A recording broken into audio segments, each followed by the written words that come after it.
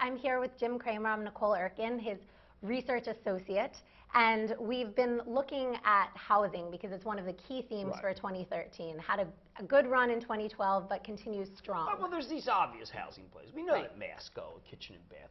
We understand that Fortune Brands, kitchen and bath, and these are straight out. So now, in year 2 of a housing turn, you begin to look at derivative plays that have been left behind. Sears reported quarter. I'm not recommending Sears, but Sears just shows you how rising tide lifts even the And we actually got those retail upgrades, Macy's, Bed Bath & Beyond, based on housing too. Now here's what I'm seeing. A little company called Radian. One of its competitors actually reported a very bad number today, but Radian's further along. Radian is a company that does mortgage insurance.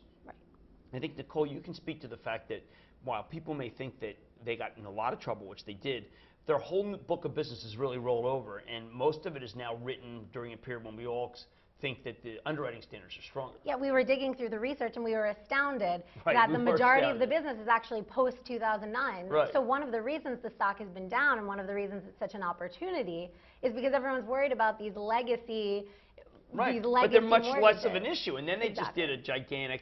They did $30 million. We recommended the stock when Mad Money below 8. It then opened at $8.40 on that Monday, and then they immediately did the secondary. I didn't want to see that announced because then, of course, it got hit. But I also was confident that if they did the secondary, the balance sheet improves. The balance sheet improves, the stock has have much more of a run. And this was the case. A dilutive secondary was actually a positive for the stock because it improves the liquidity profile. It makes it so they can also get their debt changed. They can reduce their.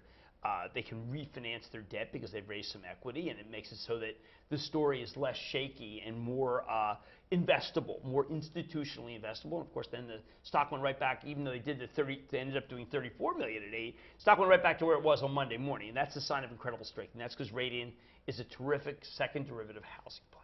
So if you're thinking private insurance, that's scary. Jim thought that too, and when we dove in deeper, this was a really great buy. Radian. And it's important to clarify that on Mad Money, speculation is a really key important for any healthy portfolio. But it's certainly less speculative after they did the underwriting. Exactly. Radian, RDN.